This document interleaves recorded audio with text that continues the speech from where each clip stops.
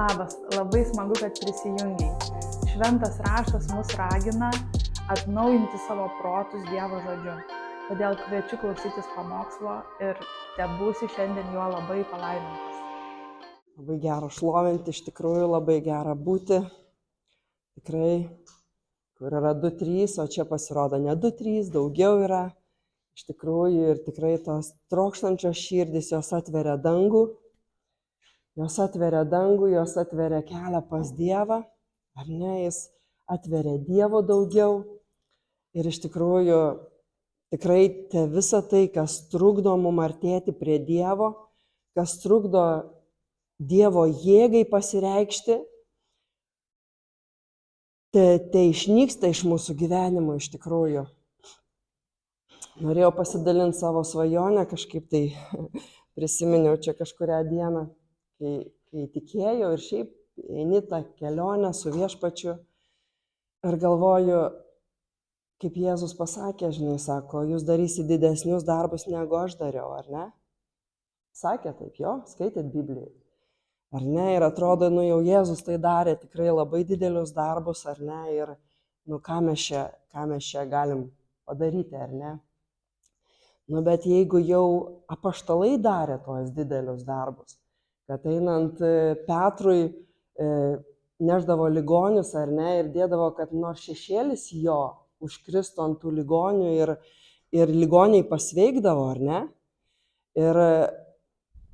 Ir man tai labiausiai ta vieta, kai sako, sidabro ir aukso aš neturiu, bet ką turiu, tai duosiu.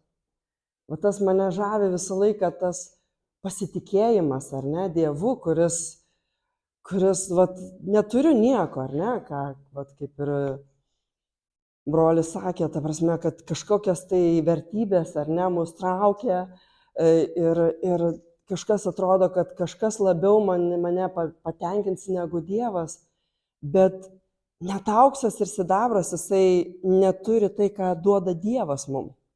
Jis duoda jėgą, ar ne, gydyti ligonius, išlaisvinti, gyventi dievotą gyvenimą, ar ne, sako, artinkimės prie Dievo ir velnias bėgs nuo mūsų. Ir mano svajonė irgi, kad ta jėga būtų ne žodžiuose, ar ne, bet būtų Dievo jėgoj. Ne?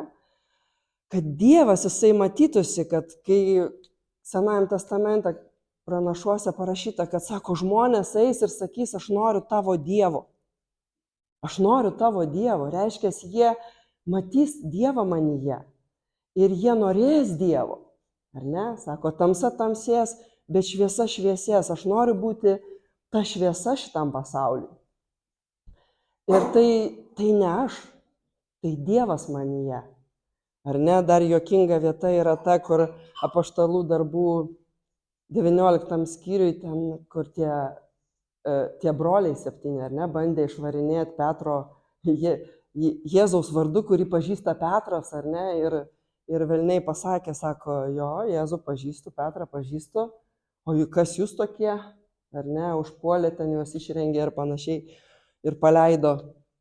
Ta prasme, norisi iš tikrųjų svorio, ne fizinio svorio, aišku, bet dvasinio svorio, ar ne, kad mūsų žodžiai turėtų svorį. Jo, jeigu mes, sako, Dievas pasakė ir įvyko, tu pasakei ir įvyko. Kiek mes turim jo iš tikrųjų galvoti, ką mes kalbam, gyventi, kaip mes kalbam ir iš tikrųjų žinoti, su kuo mes susiduriam. Su kuo mes susiduriam, kaip ir dalinosi Virgis. Tai brolis Virgis, kad tikrai prastėja tas vaikų ta atsakomybė, tas pasišventimas, aukojimas, jis visi tik tai apie save nesirašo, sako, ateina sunkus laikai. Ar ne, žmonės bus savimilos, pinigų mylėtojai ir visokie malonumų mylėtojai, ar ne, ir jie yra, šitie laikai, jie yra, jie ir ateina, bet jie jau yra. O mes Dievo vaikai. Mes Dievo vaikai ir gyvenam pagal pagal kitas taisyklės, pagal kitus įstatymus ir iš tikrųjų vėl norėčiau pasidalinti šitos knygos. Jūs nepraėjot, neskaitėt, ar ne, šitos knygos? Skaitėt, ar ne? Tai vėl, ta prasme, norėčiau pasidalinti vat būtent apie tą žvėrį. Prisimenat, ne? Kas skaitėt, tai prisimenat, kas tas žvėris yra. Žinai, ir kur mums reikia, ko mums reikia saugotis ir ko mums reikia vengti. Ar ne? Nes ta žvėris, pasaulio dvasia, jinai yra ir pasaulyje, ar ne, visur. Informacijos priemonėse, televizijoje, visur yra, bet yra ir mumyse, ar ne? Va tam nepakeistoj daly, kur aš tada sakiau, kad yra 90%, ar ne, tos mūsų kažkokios neįsisąmonintos dalies. Ir jeigu mes nesusitvarkom su tuo, ar ne, neleidžiam Dievui, tai reiškia, jisai toliau viešpatauja, ar ne? Ir dėl to mes liekam va tie nebrandus krikščionis, kurie galim tik kalbėti tuščius žodžius, ar ne, labai gražius, Biblija paremtus žodžius, bet mūsų vidus jisai neturi svorio. Jisai nėra pakeistos tos dalys, ar ne? Tai norėčiau paskaityti, kas žvėris tas vakar, nes daug kas neskaitė, ar ne? Nežinot, ar ne? Apie ką aš kalbu. Nežinot? Ne? Tai va, ir kas žvėris yra šiandien? Tai Apreiškimo knyga buvo parašyta nuo siaubingo persekiojimo kenčiantiems krikščionims, gyvenusiems Azijos provincijoje šiuolaikinėje Turkijoje 90-95 metais po Kristaus, kad skaitytojams būtų aiški knygos mintis ir kad jie suprastų, kas iš tiesų vyksta aplink juos, apaštalas Jonas pasitelkė žmonėms pažįstamus vaizdinius. Kaip aiškina Naujojo testamento tyrinėtojas Richardas Bauchmanas, Apreiškimo knygoje vaizduojamas žvėris simbolizuoja Romos imperiją. Romėnų kultūra, ekonomika, švietimas ir karinė galia imperijai atnešė didelius turtus ir taiką. Žmonės žavėjo romėnų valdžia. Romas skelbėsi esanti amžinasis miestas, teikiantis saugumą ir galimybę stulbinamai praturtėti. Visas pasaulis pavydėjo jai klestėjimo ir prabangos. Apaštalas Jonas rašė, visa žemė stebėdamasi nusekė paskui žvėrį. Žmonės šlovino žvėrį šaukdami, kas galėtų lyginti su žvėrimi ir kas galėtų kovoti su juo. Čia iš Apreiškimo knygos 13 skyriaus 3-4 eilutės. Dėl to daugeliui krikščionių teko patirti išbandymų. Roma reikalavo lojalumo, nepaklusę jos reikalavimams, prarasdavo darbą, privilegijas, reputaciją, sunkiai užgyventą turtą ir draugus. Kai kas visiškai nustojo tikėti, nes jiems buvo per sunku atsilaikyti prieš didelį ir regis nenugalimą Romos daromą spaudimą. Kiti tikintieji bandė rasti kompromisą tarp romėnų kultūros žvėries ir Kristaus vertybių. Jie stengiasi tuo pat metu priklausyti ir žvėries, ir Kristaus pasauliui. Jie tiesiog supanašėjo su aplinkinė kultūra. Apreiškimo knygoje Dievas aiškiai leidžia suprasti, kad kompromisas tarp Kristaus ir žvėries neįmanomas. Galimybės rinktis tik dvi – daryti kompromisą ir leistis būti prarytiems žvėries kultūros arba išeiti iš jos ir savo žodžiais ir gyvenimu ištikimai liudyti tiesą. Kas yra šiandien tas žvėris? Šiandien tas žvėris yra kas? Laimė turėti daiktų. Ar ne? Tavo vertė yra daiktuose. Jo? Turėtumei pasimti viską, ką gali ir kuo greičiau. Jo? Niekas kantrybės neturi, paskolos, ar ne, viskas kuo greičiau. Saugumą suteikia pinigai, galia, statusas ir gera sveikata. Netgi gera sveikata, ar ne? Viskas yra taip. Šiek tiek įmanoma daugiau malonumų, patogumo ir komforto. Kasdienime gyvenime Dievas nereikalingas. O kam jis reikalingas, jeigu aš pats savo Dievas, ar ne? Krikščionybė tai tik viena iš daugybės alternatyvų alternatyvių dvasingumo formų. Nėra absoliučių moralinių vertybių, teisinga tai, kas teisinga tau. Jo, žinote, ne, apie ką. Nesi atsakingas už nieką, išskyrus patį save. Pomirtinio gyvenimo nėra. Jo, čia yra tokios mintis, ar ne?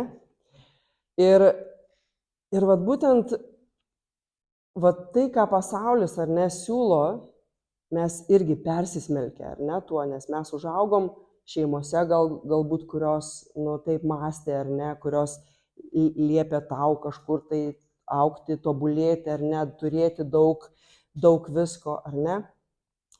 Ir va tas yra, kad turim leisti Dievui ištirti, ar ne, ar tos mintys yra iš Dievo, ar tos mintys yra iš pasaulio, ar ne, iš to, ar tai tikrai tai, ką aš darau, žinai, va tos va, ar tai gali, va ta iliuzija yra sukurta pasaulyje, ar ne, kad kažkas mane pripildys, suteiks saugumą, paguos, ar ne, kažkas, bet ne Dievas.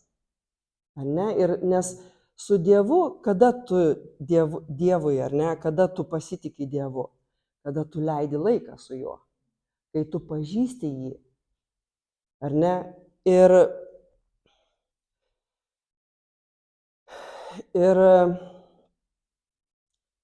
jeigu tu neleisi laiko, nesustosi, neleisi laiko su juo, neįsiaiškinsi, kas vyksta tavyje, ar ne, kokios emocijos tave apima, kodėl tos emocijos tave apima, kodėl tu nori, nes dažniausiai, vat, kaip ir aš pastebėjau, kai aš ištekėjau, ar ne, atrodo, kai viena gyvenau, tai atrodo, tokių problemų nebuvo, bet, tam tikrų problemų nebuvo, bet kai aš ištekėjau, nesupratau, kas su manim darosi, nes atrodo, aš taip jau nebemaščiau, kaip atėjo mintis, ar ne, apie santuoką, apie vyrą, apie žmoną, apie finansus, apie viską. Ir aš supratau, kad tai vat būtent atėjo iš mano tėvų šeimos. Paprasčiausiai atėjo iš mano tėvų šeimos. Ir tada tu sakai, Dieve, ar tai yra teisinga? Iš tavo kultūros ateina, pavyzdžiui, koks turi būti vyras, ar ne, kokia turi būti žmona, pačiai savo ir dar vienas kitam, ar ne? Ir mes pradedam kažko reikalauti, kažko norėti, kažkaip iš savęs kažko reikalauti. O kas pasakė, kad taip turi būti tavo šeimoje, ar ne? Taip, yra bibliniai tam tikri principai, bet kiekviena šeima, kaip ir kiekvienas sako, kiekvienas santykis, ar ne, vyro su moters, va, tas susipažinimas ir tas visa kelionė, niekas nežino, kaip pasakys, ar ne. Kiekviena šeima, koks turi būti vyras, kokia turi būti žmona, niekas tau nepaaiškins. Tu gali klausyti istorijas, ar ne, tu gali taip pat ir apie darbus visokius, ar ne, kokius tu renkiesi darbus, apie tavo namus, apie tavo socialinę padėtį, ar ne, tau atrodo galbūt, kad aš turiu būti ten kažkur tai sėdėti valdžioje, žinai, o tu paprasčiausiai dirbi valytoje. Ir tai nereiškia, kad tavo darbas yra prastesnis arba tu esi mažiau vertingesnis žmogus negu tas, kur sėdi valdžioje. Jisai atlieka savo pareigas, tu atlieki savo pareigas, ar ne? Ir va tas, va, tu turi visada permastyti. Pavyzdžiui, emocijos ateina, ar ne? O jeigu tu nesustosi, ar ne, neskirsi laiko savo, neskirsi laiko Dievui, tu būsi įsuktas va, tas lenktynės visas ir lyginsies. Aha, tas išvažiavo ten atostogų ir aš važiuosiu. Tas nusipirko namą ir aš pirksiu namą. Žinai, tu sustoji ir klausi Dieve, ar aš turiu taip daryti? O gal tau Dievas sako, ne, tu dabar va būk prie mano kojų ir aš tau neduosiu tau sidabro ir aukso, bet aš tau duosiu savo jėgą, ar ne?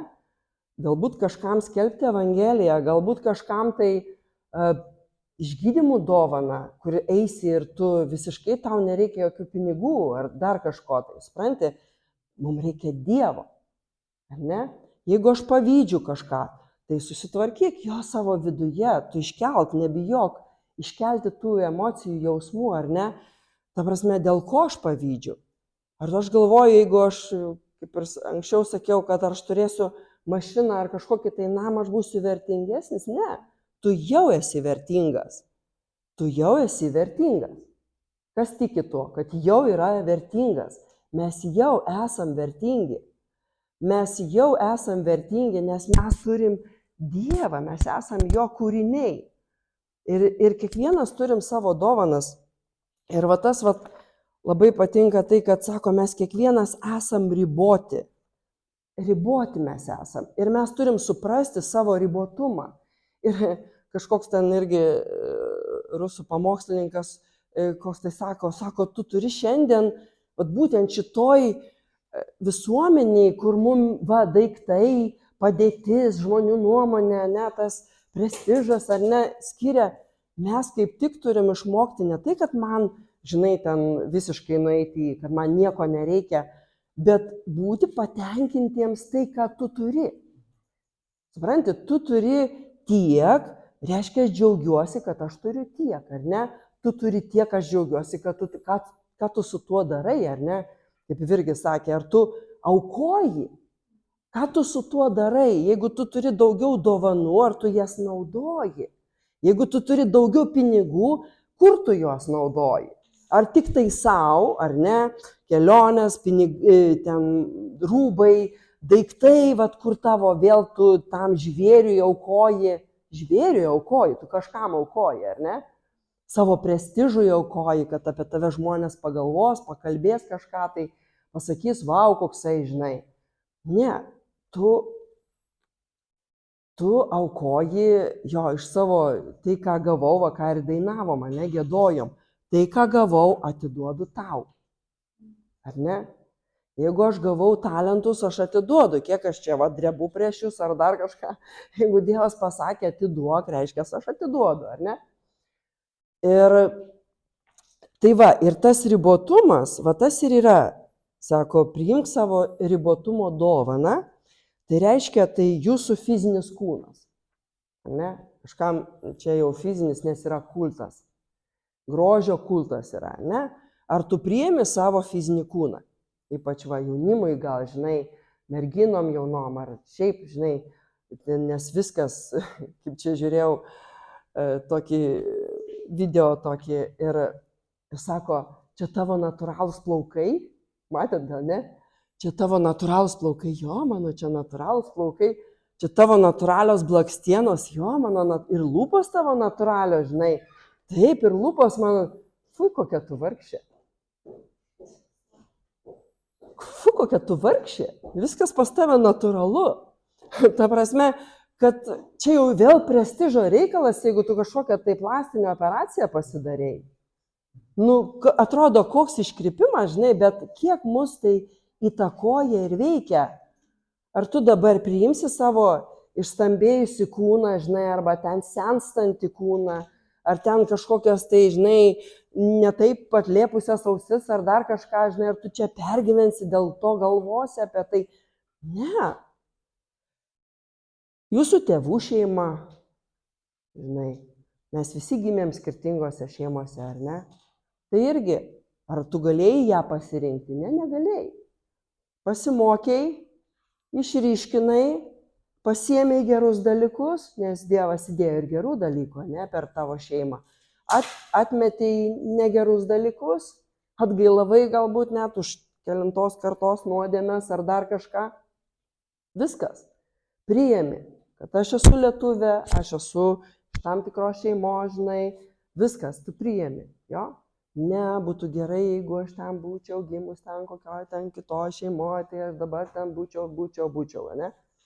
Ne, Dievas būtent ir įstato mus į tam tikrą šeimą, į tam tikrą giminę, į tam tikrus, kad tu turėtum tam tikras savybės, net gal ir mokėtum atleisti, kaip kitaip tu būtum nemokėjęs atleisti. Ta prasme, ir tas dabar tavo dovanas Dievas gali panaudoti.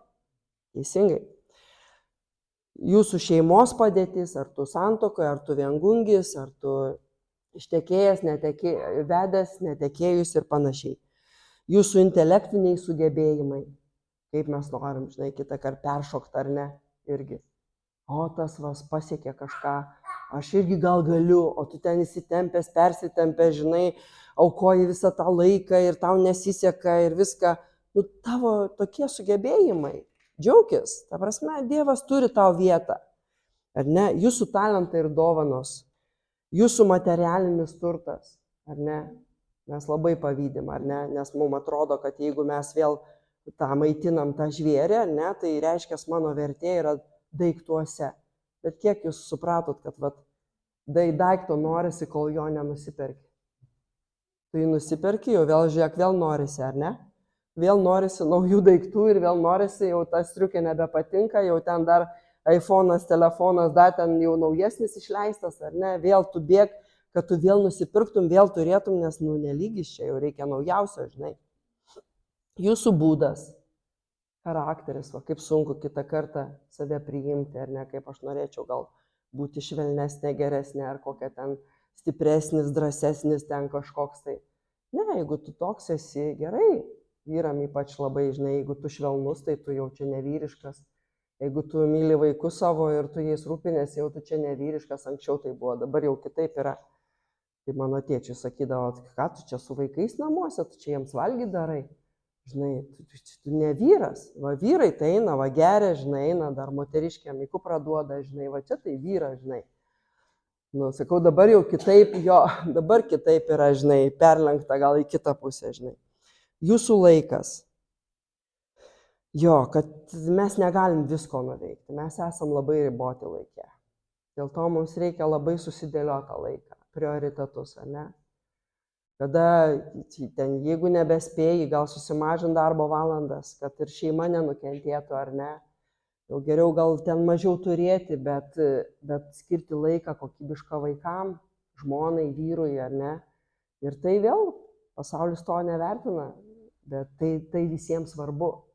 Nevertina pasaulis, bet paskui ir žūsta, ar ne? Žūsta kokiuose narkotikuose, dar kažkur tai gaila, matyti, atrodo viską turi, ar ne? Viską. Finansų turi, namus turi didžiausius, neturi santykių, negali užmegzti. Nemoka santykių užmegzti paprasčiausiai. Jūsų darbas ir santykiai su kitais. Kad jūsų Dievo supratimas. Netgi ir mūsų Dievo supratimas yra skirtingas. Ne? Čia man tai buvo tokia kaip ir naujiena, tokia, kad tiesiog tu taip matai, aš taip matau, ar ne? Tu taip supranti. Ir mes kaip kažkada sako, mes taip ir sudedam Dievą į tą tokį bendrą vaizdą, ar ne? Mes kiekvienas išgyvenam Dievą kitaip ir skirtingai ir Dievas tikrai prieina prie kiekvieno iš mūsų asmeniškai ir dėl to mums reikia dalintis, mums reikia būti vienumoj, ar ne? Ir mums reikia būti su tikinčiaisiais, ar ne? Būti, nes kaip čia vėl istorija tokia parašė apie vienuolį, kur jisai atsiskyrė nuo vienuolių, kad jisai būtų su Dievu. Ir staiga jis išgirsta, kad Dievas jam sako šokti šulnį ir jį, pagaus angelai. Ta prasme. Ir jisai šoka į šulnį, ir niekas jo nepagauna. Ir jisai neužsimuša, bet susilaužo ten viską, ateina tie broliai, ištraukia į šulnio. Ir sako, ir jie vis tiek nesugebėjo jo įtikinti, kad tai buvo ne Dievas. Ne? Nes po vieną, kaip sako, skaldyk ir valdyk, ar ne?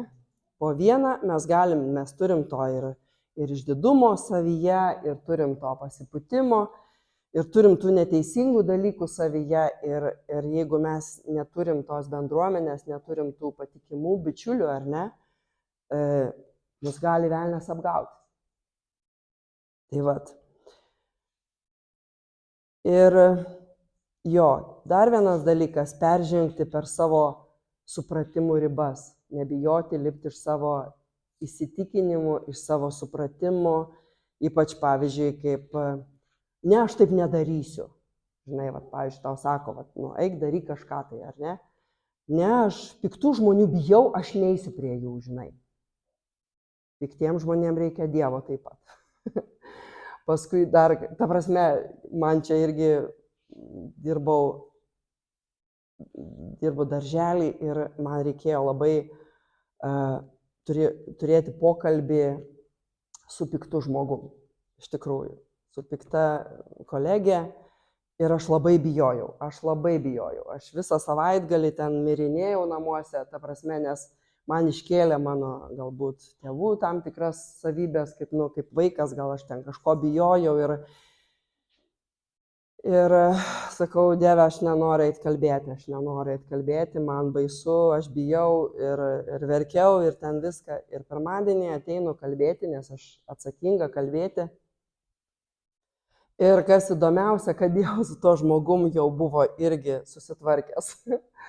Ta žmogus, sako, drebėjo prieš mane irgi ir sako, aš visą savaitgalį negalėjau ramiai nei miegoti, nei valgyti. Aš ten, sako, ir vaistus gėriau ir viską, ta prasme. Ir tu matai, kaip Dievas netgi susitvarko su tavo baimėm.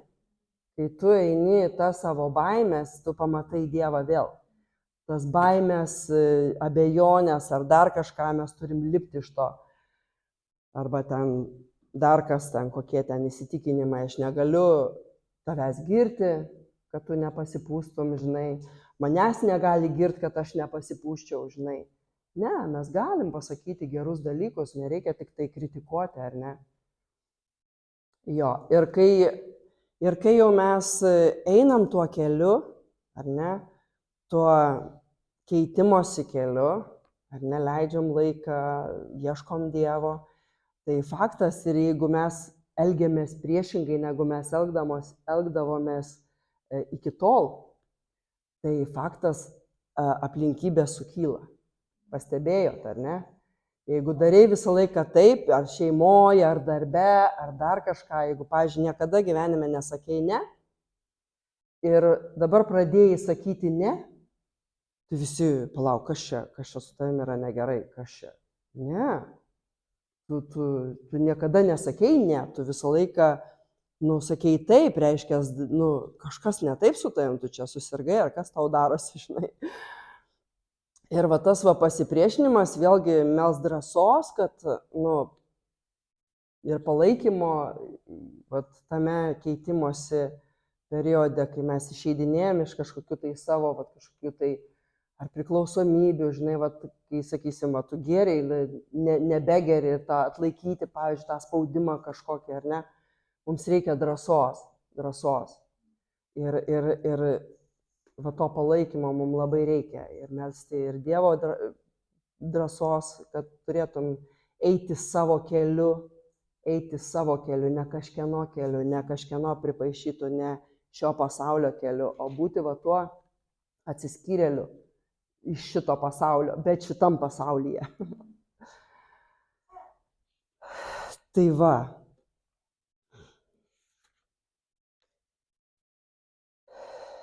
Jo, ir dar tas Apaštalų darbų 5 skyriui, ta istorija apie Ananiją ir Safyrą, ne, jinai tokia pritrenkianti irgi tokia. Bet iš vienos pusės jinai gąsdinanti, ar ne, kaip ir sakei, kad Dievo baimė, kad ateitų, ar ne. Iš kitos pusės, kai tu būni su Dievu, leidi laiką, tu pradedi taip nebebijoti. O kodėl mes bijom Dievo valios? Todėl, kad mes negalim kontroliuoti. Jo, mes pripratę kaip žmonės kontroliuoti situacijas, dar kažką. O Dievo mes negalim kontroliuoti. Kada bus kažkas tai, kaip įvyks tas kažkas tai. Ir dėl to mūsų senoji prigimtis, jinai nenori, jinai bijo. Jinai bijo prarasti kontrolę, jinai bijo nežinomybės. Ar ne? Bet tas, ką aš norėjau apie Ananiją ir Safyrą, tas man šį kartą susivedė būtent su tuo vidiniu mūsų gyvenimu, ar ne, tas Ananija ir Safyra manyje, žinai. kai sako, va tu nori kažką tai, žinai, apgauti, žinai, tu nori pameluoti, tu negali būti tikras su savim, su Dievu, su žmonėmis, ar ne, kažkur dar tavyje yra, žinai, kažkoks melas. Nes mes turim labai daug melo ir apie save, ir apie kitus. Ir vat ateina tas, kai ateina Dievo šviesa, ar ne, ar tu iš tikrųjų tiek turi, kai leidžiam Dievui keisti, ar ne, leidžiam Dievui eiti į mūsų tą gelmę, ateina ir sako, ar tu iš tikrųjų va tiek turi, ar tu iš tikrųjų tai padarei, ar tai iš tikrųjų tiesa. Ir man tai tokia viltis, kad staiga, bum, va tas melas ir miršta. Atėjus Dievo šviesai, va tas Ananija su Safyra manyje miršta. Ir miršta ir palieka va tą ir Dievo baimę, ir Dievo daugiau, ar ne? Ir va tas, va ką aš pradžiai sakiau, ir va ta jėga, Dievo jėga, ar ne? Kad tie žodžiai jie tampa su jėga, su Dievu. Žinai, ir nes va sako, didelė baimė apėmė bažnyčią. Didelė baimė ir žmonės neteidavo tie, kurie nesiruošia keistis, ateina tie, kurie jie tikrai nori Dievo, ar ne? Kaip ir pas Joną Krikštytoją ateidavo tie, kurie atgailaudavo. Supranti? Ir va tas, va, kad žmonės ateis ir sakys, aš noriu tavo Dievo. Nes šitam pasaulyje yra nesąmonė. Visiškai. Viskas, ką siūlo pasaulis, ką jis reikalauja iš manęs, yra nesąmonė. Man reikia tavo Dievo. Tai va, tikrai trokškim Dievo. Nebijokim Dievo. Nebijokim būti su juo. Nebijokim sustoti. Nebijokim eiti su juo. Tikrai pažinkim jį. Trokškim kaip naujagimiai. Trokškim jo. Tikrai ir aš tikiu, kad tos svajonės mūsų išsipildys tokios. Kad mes būsim tie, nepasakys Dievas, kad tu per lengvas ar per lengva. Kad nepasakys žmonės, kad kas čia jie krikščionys, jie gyvena taip kaip ir pasauliečiai, žinai. Nepasakys, va ta šviesa jinai švies per mus. Ir tikrai būkim tokie žmonės. Tikrai. Nes tai yra aš tai galvoju, kad tai yra palaiminčiausias gyvenimas. Čia, nes jau dangus bus čia ir tenai. Tai va, būkit palaiminti. Ačiū, kad šiandien prisijungiai ir žiūrėjai pamokslą. Dėkojame visiems, kurie palaikote mus maldomis ir paremėte finansiškai. Jeigu norite prisidėti aukomis, tai galite padaryti lithuanianchurch.org /paremk.